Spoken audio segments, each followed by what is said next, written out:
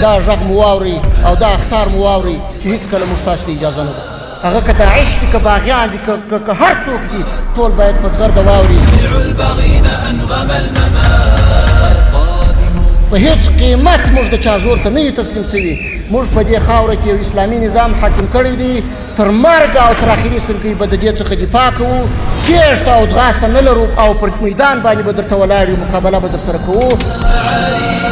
سوف نمضي نشعل الأرجاء